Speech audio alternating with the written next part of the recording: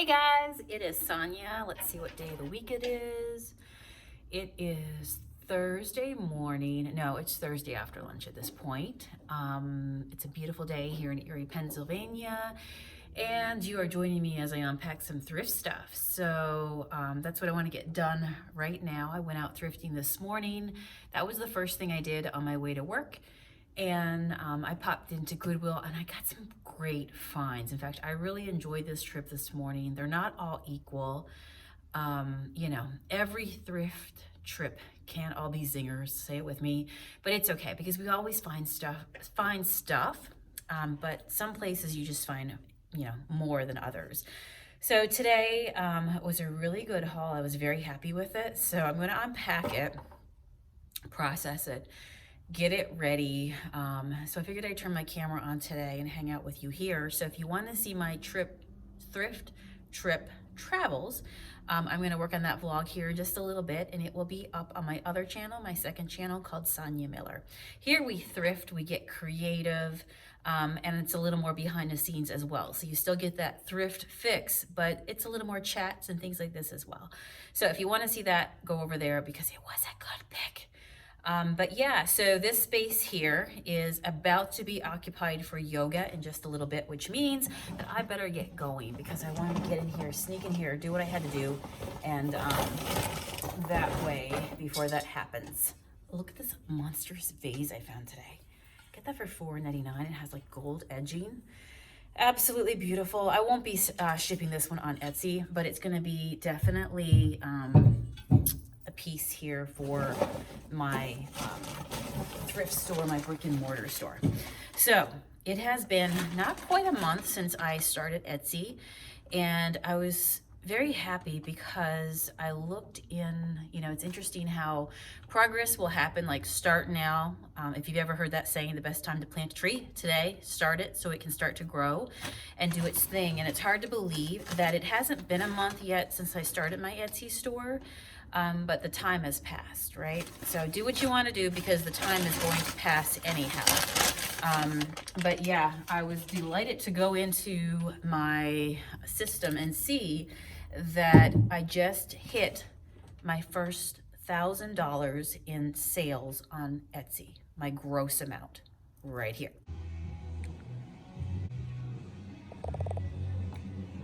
Now, of course, there's fees and stuff taken out of that, but it's pretty monumental. It is definitely a wow, I just did it. I hit, the $1,000 mark.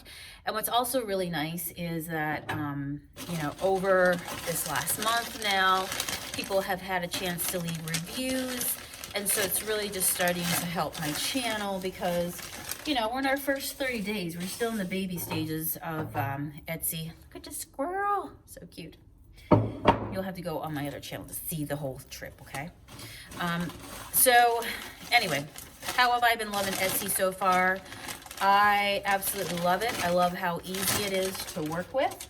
I just put on my Junk Monkey paint over there and worked on that yesterday. So what's left of our milk paints and our regular paints are up over there for those colors if you want to grab some. But it's been really easy to operate, and I think that if just every day you don't get overwhelmed, you just kind of enjoy the journey, do a little bit every day.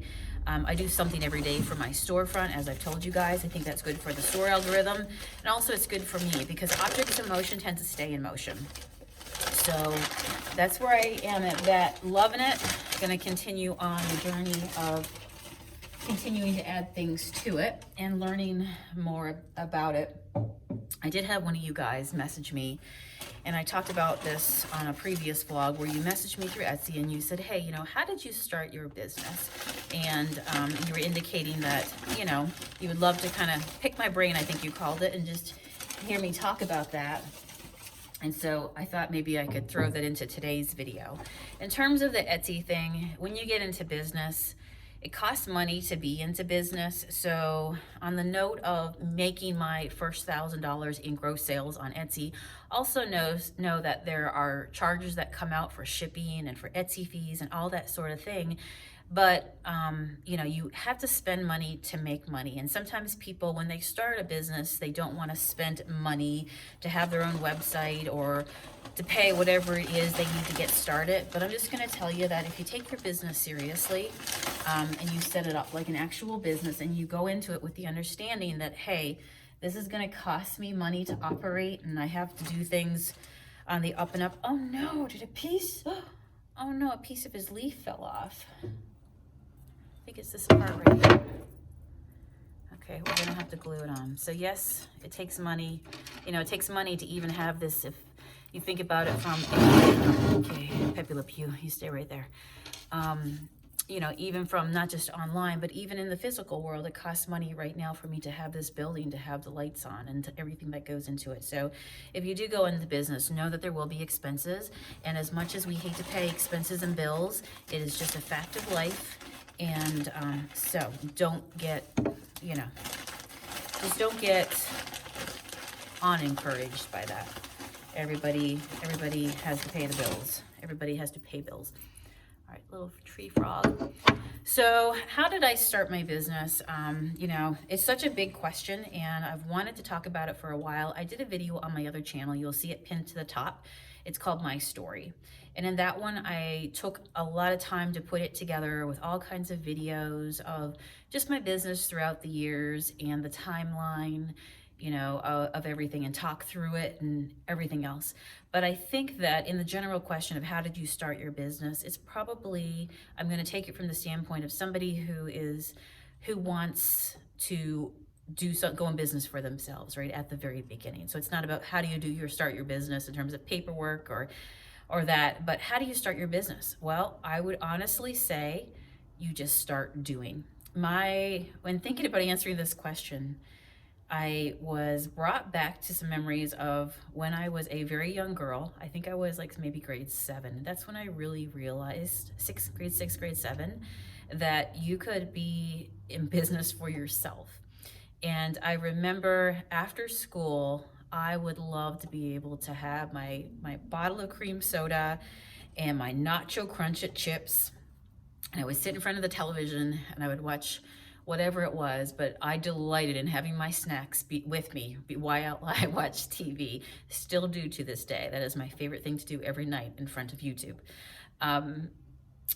But I quickly realized that if I didn't have money myself and I wanted money, that I could go and I could do something and use my own skill set. And we all have different skill sets. And if you put yourself into it, you can get pretty good at something and also be ahead of somebody else who's just starting out there, right? And so you're the expert. You're always the expert to somebody who's just starting, kind of like what I'm talking about right now. How did I start my business? But honestly, the first thing is to not think about it too much, just do it when you get an idea.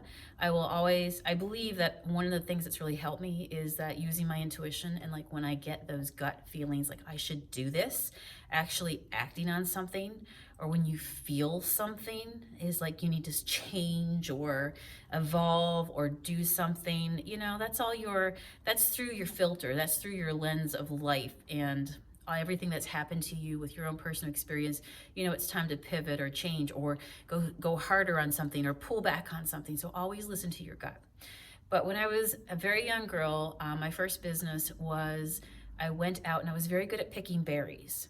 And I knew where all the patches were because I picked them for Mom, for myself. And I was never one of those people that would pick a berry and eat what they were actually picking. No, I love to fill my tubs. I'd pick the big ice cream containers and go out and be like, I'm coming back with an ice cream container for Mom and she's gonna bake the most delicious blueberry puddings, whatever. And so I used to do that for Mom and for our family. And then I thought, I want to make some money. I'm going to go ahead and I'm going to take an ice cream container and I'm going to go out and I'm going to fill it with blueberries and I'll knock on somebody's door and see if they want to buy it.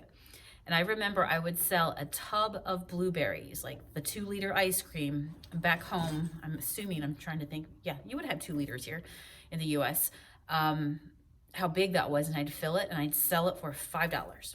And the idea of using something that I could do rather quickly, rather focused, and fill it up and give it to them, make $5, that was eye-opening to me. Then I went on as well with my grandmother. She was always a creative. She would knit and do needlework and all those things. And I used to say, is there any yarn that you're not going to use up? Can I have some yarn? And she would be like, oh my goodness, you're always asking for my yarn. You know, she would say that, but she would always give me the little balls that she like, oh my, go ahead and take that, do what you want to do with it, right? And so I collected all these balls of yarn, and then I started learning how to just braid on my hand. I would braid these long braids, and then I would go and I get googly eyes, and I put googly eyes on them and turn faces onto these just wool knitted things that I would do on my finger, basically little creatures that you would hang, little wall hangings. And I would go around and I'd make enough that I could get with whatever scraps of wool, and I'd hang them off my hand because there would be a loop on the top. And I would go and I'd knock on the door and I'd say, would you like to buy one? Like, I don't even know what you call them. They're things with googly eyes. They're made out of wool. They're fabric art creatures.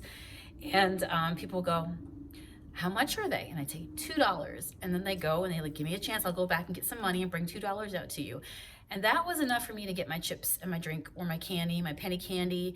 And man, did I realize, wow, I love being in business for myself, because you know what? If mom and dad don't have any money to give me, or they're not around right now, and I don't have any money in my wallet as a young girl, I could do some things that I can make money from. And I went on to do things like beaded earrings and, oh my gosh, I'm trying to think all the things that I used to do. But that kind of like was my start in business. And I realized how much work I put into it could like directly result in me making money. And I love that. One thing that in business as well is that when you do something and it works well, it gives you that confidence to do it again. But you don't know unless you try and you put yourself out there. So, you know, that's always a good thing in business. The momentum of doing something that you feel that you've gotten that download, and you just, you know, intuition hits and says, I should try selling this. And then you actually do it. But on the heels of that, how I really got like dug into business, my heels dug in to where I started a full-time business for myself, was I started with a need. And the need was I wanted to make enough money to be able to secure a plane ticket to fly from the US back to Newfoundland, where I'm from in Canada. And the plane ticket to the island cost at that time $1,500, and it was a lot of money, and I just did not have any extracy.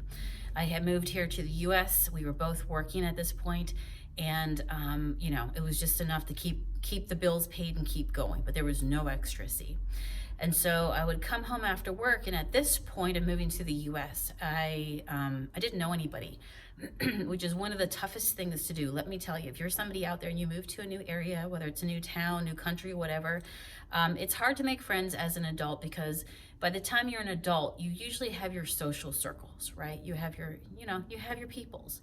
And when you're not from around here, you're not from around here. So it was really hard, but you know, I can be my best friend, and I'm not afraid of being alone. And so when I first moved here after work, I would come home and I would go to my garage and I would paint.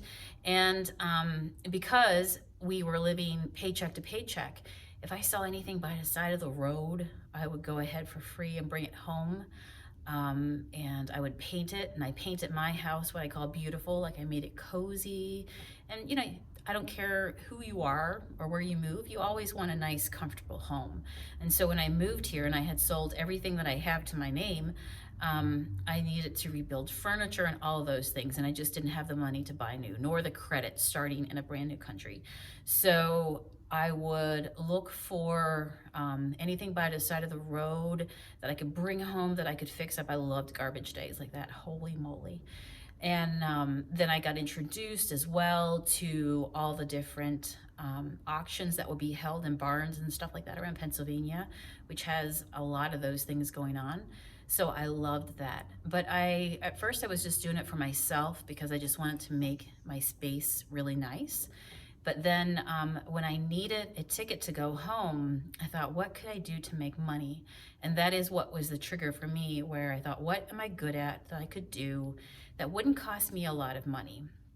So, and you know, every business needs to have a product. So hopefully you've identified a product by now. At that point, that was something that helped me get my business start, was identifying my product. And my product at that time was what I called shabby chic, distressed, just really time worn painted furniture and decor. And so I thought, well, I flipped all this stuff for myself. If I could find a few pieces to flip and sell online, I could probably do that. The other thing is that you need to have money to do that. The thing that helped me out was the fact that I could control the budget of what I paid for. So if I went to an auction and I said, I am not going to pay no more than, I don't know, $10 per item, I could hold myself to that. If I went ahead and I, flipped something and I had a $50 bill and then I went to auction with a $50 bill, I knew I could get 5 items. But then each of those 5 things I could then flip for more money, which is what I do now with thrift items, right? I go out, I don't even have to put any work into them. So I do love the fact that I'm thrifting decor right now and really enjoying that.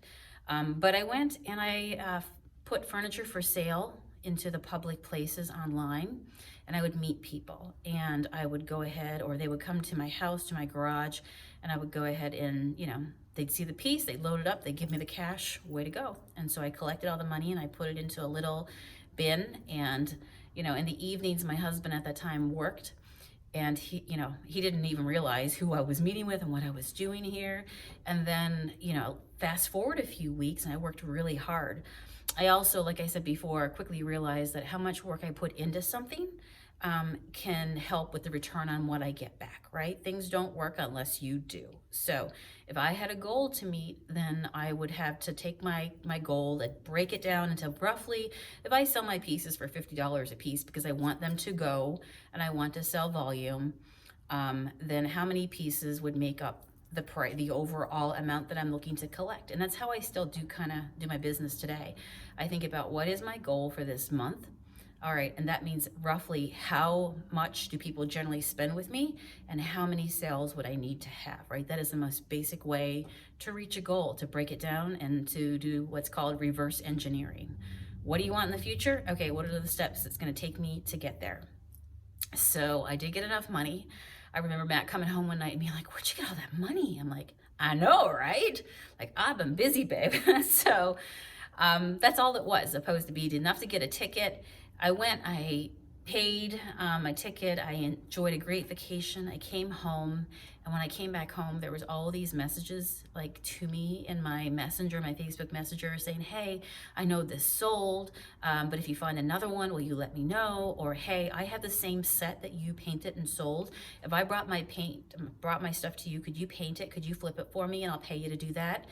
And so one of the things that's also helped me in business is understanding that, there are people that want to mow their own grass, and then there are people that want you to mow the grass for them. So there's many ways that you can work a business. You can sell, and thinking about all the different arms of revenue that you can do, you don't have to do business one way, meaning that I quickly learned that I don't have to sell objects. I could do a service I will paint your object as well. So that was a really helpful thing in business, understanding that I could collect money different ways, around the same sort of work.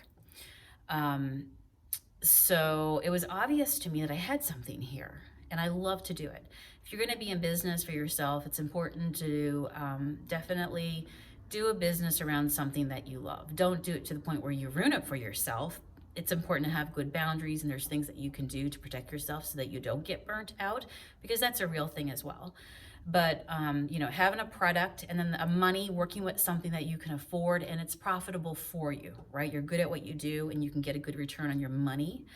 If you have a market for it. So I definitely had a market for what I was doing, because everybody has home decor. And while trends change and all those things, people still have furniture in their homes. So I felt like I was in a good world. So I kept on working my business, meaning that I would flip in the evening after work. And my business got to a point where I really felt like, man, I can't wait to get home at the end of the day. And then I started to do the breakdown of, okay, here's what I'm making by working my corporate job right now. If I were to just go off on my own and be self-employed on my own, how many pieces of furniture would I have to flip per month to be able to make sure that stays, here in my household, because we need that right now to be able to survive. So again, doing that math of figuring out what you need to keep it going. So I did that. I also got to a point where I developed my own brand, people would say, I know your work. And that's what comes with consistency, because you don't just do it once, you do it multiple times. People began to know, my photography of like where I would stage my furniture. I did not have a studio at the time, so I would just stage my things that I was selling under the big tree out front of the house. So I have lots of good memories with that tree. We worked very well together. So, and you can get really creative in business. That's another thing that's really helped me grow my business, is that I've never felt like things have to be a certain way. And because of that, you guys see me get very creative. So, if I'm selling something, I don't have to go and I don't have to find something that is a traditional display unit. I will use a buffet that's really meant to be in a dining room. Whatever, when you do something consistently, it helps build your brand, but it also helps you be known for something. And, it's like, I don't know, a hairdresser. If they are constantly posting pictures of beautiful transformations they did on somebody's hair or whatever it is in the hair world and the dyes, and you just begin to know those people, like, hey, you know what? They are the expert in this realm. So definitely in business, staying into a niche is really important as well. That's another way I grew my business. I became really well known in my friend circle, which helped me as well, because people give me like free furniture and stuff like that. I love the feeling of pulling into my house at the end of my workday, somebody sending me a message and being like, hey, Sonia, I dropped something off in your driveway for you. If you don't want it, don't worry about it, burn it, whatever, but I thought you could use it, and it would be a nice dresser. So again, while I didn't have a lot of money, I was in a world where I could find stuff on the side of the road, or people, there's such an excess of furniture. That's why I never ever got like, crazy over, oh my gosh, I must have that, but it feels like in my gut, the price tag on it was too high. I could find it for cheaper or something similar. I know I could, and just began to know the world really well. It got to the point where I had so many people coming to my home, and I was so busy that as well, that I started to think about opening up my own place, also for security. When you're not from this country and you don't know a lot of people, and you just don't know who's responding to you on Facebook and who's coming down your, private lane, and it's just you at home and your small child. That was one of the things as well that prompted me that I should look at getting my own space. And I did. I opened up my first store. It was called Sonia's Shabby Chic, and I've never stopped. I got to the point where I took the leap on myself, the leap of faith, the question of, what if I fail, but what if you fly? And so I took the gamble on myself, and I know that I was self-driven and that I could do this, that I worked 200% for somebody else, so I knew I could do it for myself. And I just, there's a period of time where you just know you're doing, you're showing up and you're doing the work, but you're just dreaming of something else. And I've never been that person that, when you just know, you want to make sure that you're doing it in a safe, reasonable manner, because you have mouths to feed and you have bills to pay, and you are an adult and you have a house and you have to take care of your shelter and everything else and your car payments. So it's always important to make sure that okay, so I did the math, but now can I maintain that month after month after month after month, or is it just 1 month? So you have to make sure that consistently you're in a place before you do something like I did, which was go ahead and submit my notice that I was going to leave the corporate world. And so then I went on, and at that point turned my sights on working for myself in my own business and became purely self-employed. But yeah, I've never been somebody who's been afraid of change. When I think about even coming to this country or leaving my corporate job, those were all things where people are like, what, you're crazy, what are you doing? But nobody can live life for you, and deep inside what you want to do, what you're here to do, what you're good at, what you're capable of. And so, don't give that power to somebody else, because they don't know what you're capable of, right? You know what you're capable of. And making sure that you have those check-ins with yourself to say, okay, this is not working. What can I do? What can I do differently? Not being afraid to shift and pivot and change, because at the end of the day, there will always be somebody that will tell you, you should have done this. If I were you, I would do this, but they don't know the whole picture, right? So you are always in control. But I will tell you that working for myself has been amazing, and it is a roller coaster, and you really have to be in tune with what's going on and what's working and what's not working. And like I said, not being afraid to drive the boat around the corner to see what's on the other side, right? So hopefully that kind of gives you some things to consider as you move forward, but I hope you have an idea. Test it out, market, money, your product, and then how you would continue to put it out into the world. Because if you've been following me in any of my business chats over the last, I don't even know how long now, decade plus, I always say that you could have the most amazing product. Your product could be made of gold and it could be absolutely amazing, but unless people know about it, then how is your product going to sell? So you have to make sure that you also learn to market. You can't be afraid to put yourself out there in front of people. And if you believe in your product, which you should have a product that you believe in yourself, then because that passion will come across. People will know that you're not here to scam, but rather you are legit. And people do business with people that they like, they know, and they trust. So if you're somebody who can put yourself out there, I always say, I am who I am. You will attract the right people. Your vibe attracts your tribe. Energy attracts energy, and you will find the right people who are for you. So don't try to be for everyone. Rather, find your niche, be yourself. Don't try to be somebody else. You can take inspiration for some cool stuff, that maybe ideas and that you would like to step into, or how you'd like to kind of do some things. But at the end of the day, make sure that you are your own secret sauce. So you make sure that you do you, and you do business with you your way. If you really want to stand out in business, you're not going to stand out by trying to be like somebody else, right? They are themselves. You need to be you, and you will find the people. Consistency is important. And if you are somebody who's thinking about going in business for yourself, how cute is this?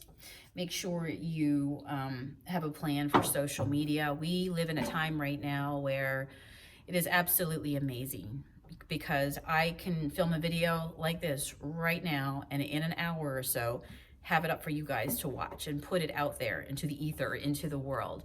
You don't have to pay thousands of dollars for a billboard or a newspaper ad. If you have phone and access to the internet and access to social media apps, you can put yourself out there, and you will either pay for ads, or else you will pay with your own time, which is going to be the biggest payoff, because then people really get a chance to see who you truly really are. And people want to make sure nowadays that, just the way the economy is, they want to make sure that when they are supporting, that it's going to a good person, a good cause, and that they feel really good with what they're supporting and what their money is going to. So don't be afraid to show your beautiful self. Okay, I'm gonna finish unpacking, and we chatted for a bit. Oh my gosh, we chatted for a long time.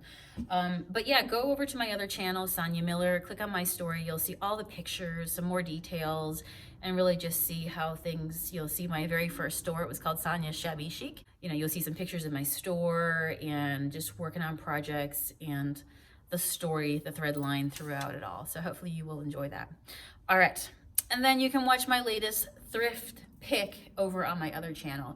Thank you guys for all your support. I am thrilled, like I said, to make my first $1,000 at Etsy. If you want it, go get it. What's stopping you? I'm excited to see what the future holds. See you tomorrow. Bye.